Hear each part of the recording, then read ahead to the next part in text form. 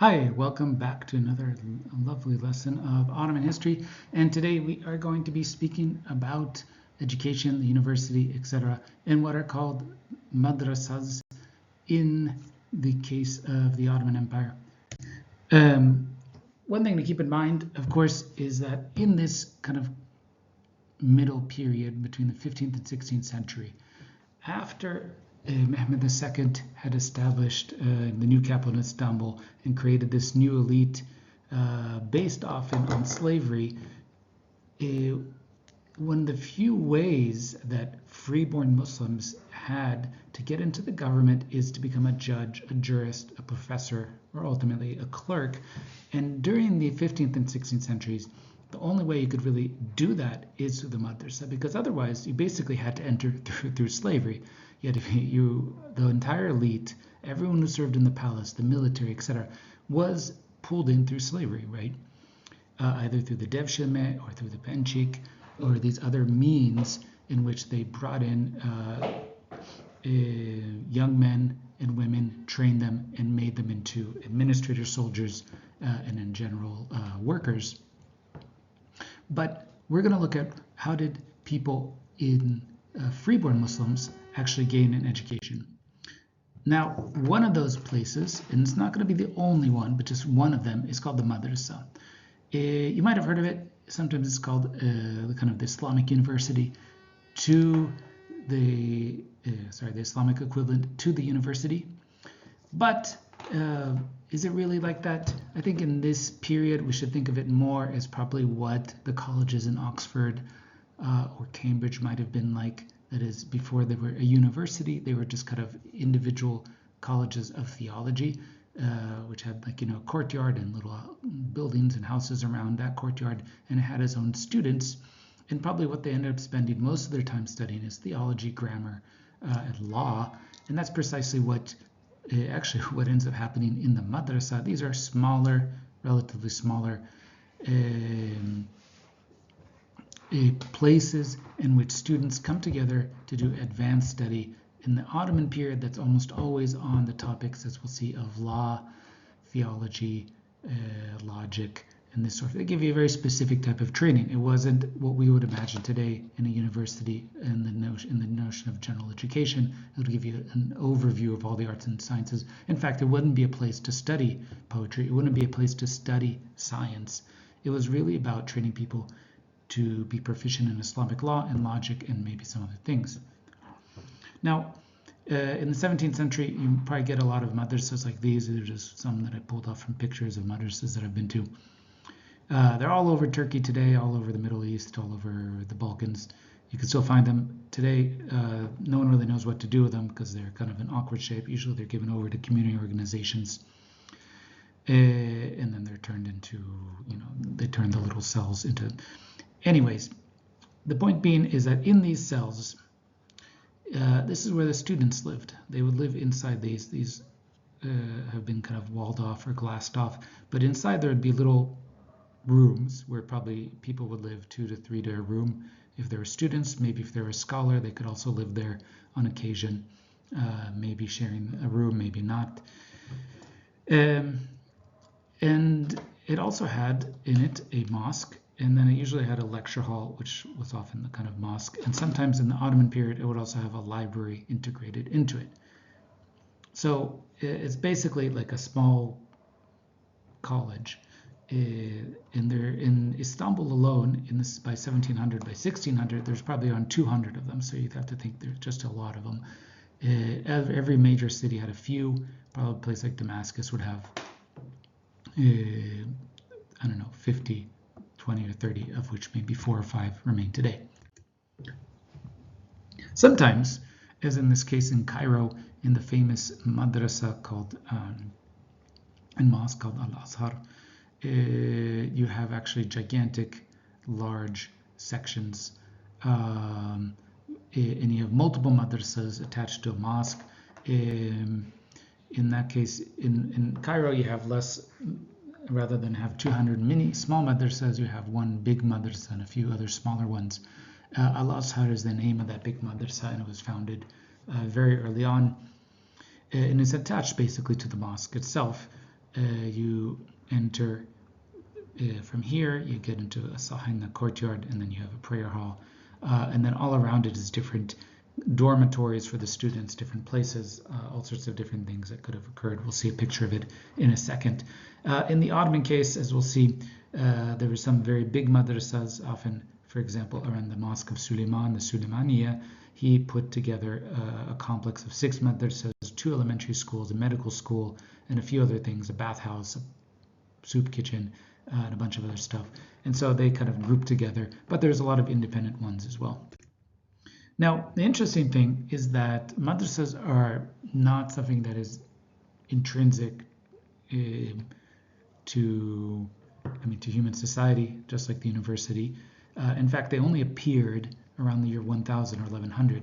Now, if you know anything about Islamic history, you know that kind of the big moment of all these foundational figures, people like Avicenna or others, Al-Jahiz, all these literateurs, all these writers and thinkers actually lived in the period before madrasas. And so we have to think, well, what was going on about learning? How should we think, what was learning like in the madrasa? What was learning like before them? What was actually different about the madrasa that allowed it, made learning function differently? So I think one distinction we can make is to already start thinking about formal and informal spaces of learning, right? So madrasas are basically formalized spaces of learning alongside, and we can consider them colleges or law schools, alongside what are basically elementary schools, what they called mekteb or kutabs, which were kind of also sometimes informal. But that didn't mean that was the only place people learned it. In fact, most of the time, people would actually learn informally in study circles, whether at the mosque, what are these study circles called halqas. They would sometimes go to the mosque and have those study circles. Sometimes they would have them in private homes. When they had them in private homes, they were often called majlis. A majlis comes from the word jalasa, the root jalasa. This means to sit down. You could think of them as salons, but this is actually the main intellectual space of Islamic society and of Ottoman society. So they're not, the madrasa, you can think of it as a space where you go and you study law, you get, more importantly, a stipend, you get some support, but the real learning, all the different creative things that are occurring, happen privately and outside of that space. And sometimes they happen also not only in people's private homes, sometimes in coffee houses, and of course in artisan workshops at the courts of kings and princes or governors, and ultimately people's houses. I do want to talk a bit about what elementary school would look like. Now, if you were rich enough or your parents were well educated enough, they probably would hire you a tutor and you wouldn't go to elementary school. You might start learning around the age of 3 or 4. And then you could decide whether to go to the madrasa or continue learning on your own. But some people actually sent their kids to what is considered a mekteb, what's considered a kind of sort of elementary school called a mekteb. Or sometimes called the Sabil Kutab. It's called the Sabil Kutab because the Sabil means a fountain. Kutab is another way of saying mekteb. And sometimes there are structures, for example, in Egypt or Syria, they were built over fountains. The fountain was on the ground floor, the school was on the top floor. In it, you would probably have a teacher. That teacher could be hired formally by the school. If the school had an endowment, it could pay him a salary. It could be hired informally. That teacher could meet in a set building if the school was rich and was endowed or had a specific building, or it could meet in someone's house, at the teacher's house or somewhere else, or a third place, maybe even a mosque, etc. And if that school had an endowment, the endowment would pay the teacher. If not, then the student's parents would basically pay the teacher fees. And basically, kids would go there and learn on the most basic sense how to read. The first thing they would do is learn how to read the Quran, and most of the time they would spend a lot of time memorizing the Quran, and maybe they would learn some hadiths. But in the Ottoman period, they would also basically then use those aspects to then learn Turkish. Now, Turkish was not a language you would ever learn formally. There was no textbooks, there was no grammar. It's just something you picked up. You learned how to read Arabic, and then you applied it to Turkish. If you were lucky, maybe you learned some Persian as well. You learned some Arabic grammar. and you start learning the basics of Islamic law. And once you get, and maybe a bit of logic, once you get that, that's basically your elementary school education. You probably do that until the age of 10 or 12. Spend probably a lot of time memorizing texts, repeating them, explaining them, learning to read relatively quickly. And if you're particularly good, you could then go into the madrasa, but you could also skip the elementary school and go directly into the madrasa. Or if you had another way, you could, and if you want to become a bureaucrat, for example, starting in the 1600s, people from the madrasa did not go into the bureaucracy. They didn't become clerks. Clerks instead recruited their own people from young students, often from elementary schools, and they basically trained people on the job. Now, anyways, this is a picture from what a kind of idealized group of young kids would be look at during elementary school. This is from the famous romance Layla and Majnun. This is a famous scene in which Layla and Majnun, which is a famous love story, a romance between two people, Layla and the other guy, Majnun, meet. They meet as children at school. And you can see actually the schools, elementary schools, sometimes were co-ed, sometimes there were just one sex. In this case, they have a co-ed group, and so the girls and the boys are interacting while they're learning. Madrasas, though, as we'll see, are just for boys. In any case, the meeting here, you can see also, I just want to point out how it is that they're holding their paper, no desks, they're sitting on the ground. When they need to write something, they usually prop it up on the knee. Here, though, you can see a book stand that two students are using to read something together.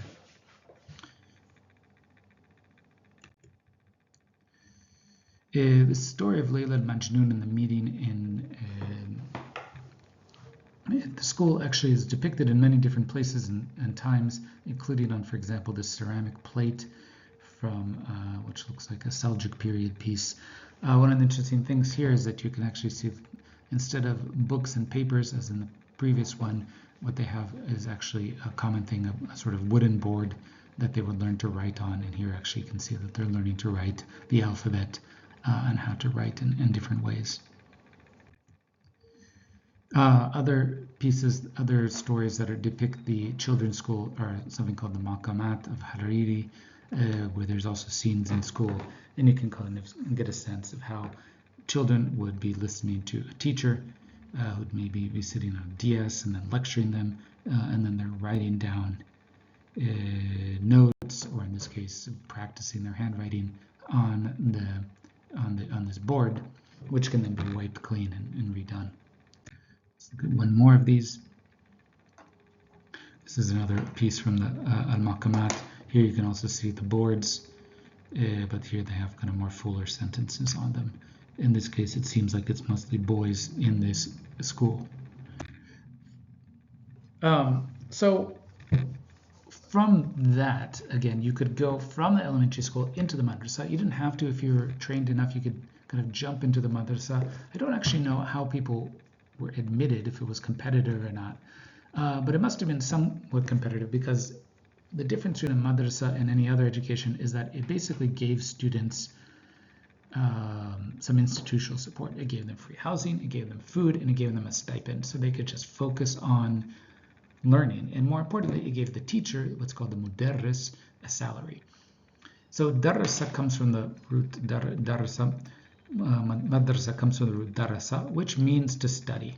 Okay, so a place where you study is called a madrasa, and this became a space starting around the year 1100 where students came to study some things in specific. They don't go to study science, they don't go to study literature, they come and study law.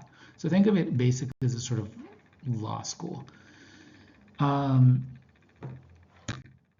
the way, this is a picture of Al-Azhar, which is kind of founded as a mosque, which probably also had study circles, etc.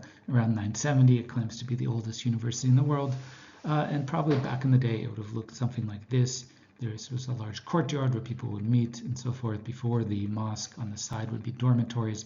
On the back, if you can see, there's actually kind of giant closets that people would rent out to store books and other stuff. And then in each space, there would be a sort of study circle, maybe people listening to a teacher reading books, learning commentaries, copying them, or trying to understand more and more complex levels of logic and law. The first official madrasa, by the way, is the so-called Nizamiye madrasa, established by an important vizier called Nizam al-Mulk. That's not his real name, but that was the honorific given to him by the ruler. It literally means order of the kingdom. And he basically established one in Baghdad and in other major cities in Iraq and Iran. These Nizamiya madrasas today don't stand anymore, but there's other ones that have been kind of partially restored. You can kind of visit them. And this is where famous scholars like Al-Ghazali and so forth actually were appointed in 1091 to teach there. Now, who is doing the funding and how are they getting their money? Well, basically they have endowments. What that means is that someone has given them money, or usually property, and the rent from that property or the proceeds from that property basically fund the ongoings of the institution, right? So that's what's paying the stipends for the caretaker, the teacher, the prayer leader, etc., and also ultimately to the students and to others. Of course, the students don't have many expenses because they have food and they have, but they need to make copies of books, and they need to eventually buy clothes and other things, so they get a bit of money for that. Now, we might think again, what actually was being studied in the madrasa, as I pointed out, is not a broader type of education. It's really focused pretty heavily on law, and the basis of that, you have to learn hadith and Quran, and you also have to learn a bunch of theology. And more importantly, there's kind of helper sciences that become central, more and more central during the Ottoman period, which is logic, disputation, grammar, and rhetoric. You get those things in order to basically argue and think about law in a more complex and correct manner. This actually becomes the majority of the madrasa curriculum by 1600. We'll get into that. So what they don't study officially in the Ottoman period, at least, is astronomy, and they don't study math, they don't study science, they don't study, if you're looking for chemistry lessons or anything like that, if what you might imagine is not in the madrasa. They do pick up some astronomy because they have to learn to calculate prayer times. They do pick up some math because if they're going to be a judge and they're going to do inheritances, you have to know algebra. But otherwise, it's not really that place. If you want to learn that, you basically spend your evenings going to majlises, to salons, and learning that sort of thing. If you want to learn medicine, you go work with a doctor, or you go to a majlis and start learning it that way. You don't go to a madrasa.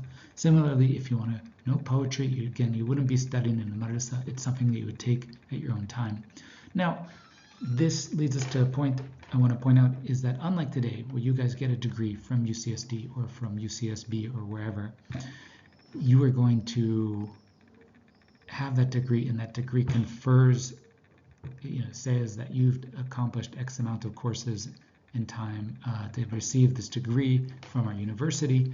And that degree, in a sense, certifies you as some sort of knowledgeable or trustworthy person. It says, look, you have the basic training, intellectual training, to move on to whatever field you're in, even if it has nothing to do with actually what you learned, and it has some basics. Now, there wasn't a diploma back then.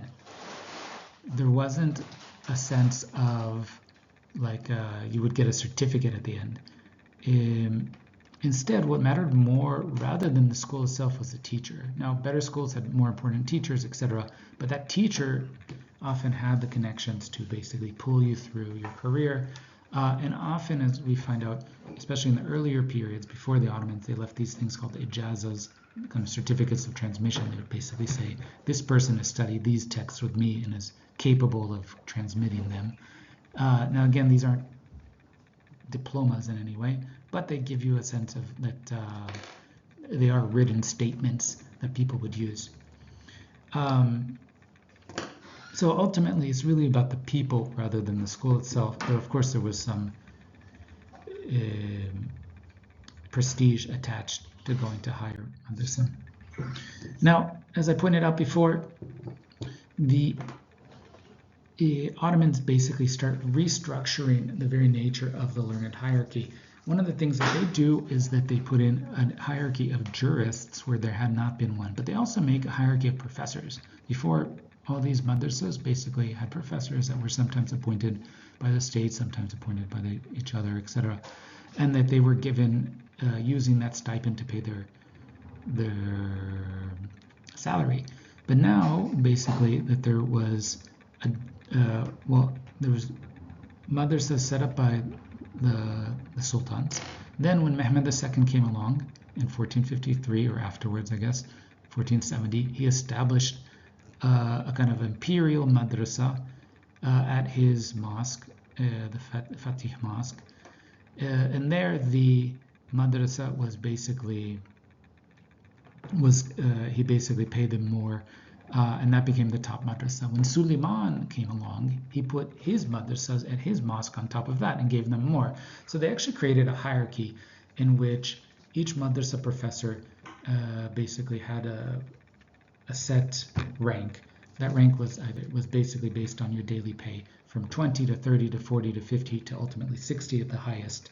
Now you could of course jump up that rank. You could reach honorary 60 rank or something like that, and then you would get that salary, etc. Often that by the later period, when there was a lot of inflation, that salary didn't actually connect, but it was much more than 60. But this was how they slowly started structuring the entire educational system, especially for the madrasas. Now there were other, again, as I point out, many other different forms of education at that time. One of the last things I want to point out is that if you were a professor, you could always become a judge, and at the high levels of the professorate, you could jump into this hierarchy to go up the ladder towards becoming a Qazi Asker, a chief judge of the military class, or the chief judge of Istanbul, etc., till eventually you become the Mufti of Istanbul, which is really the Shaykh al-Islam, the guy in charge of the whole system. One last point, Ilmiye is what the men of knowledge, the learned hierarchy is called, but there was other two hierarchies here, the Kalemiya and the bureaucrats, which by the 1600s did not recruit their people from the madrasa, but on the initial period did. Initially started very small, then grew and grew. And number three, the Sayfiya, the men of the sword, basically the military generals, etc. So keep that in mind. Talk to you soon. Bye.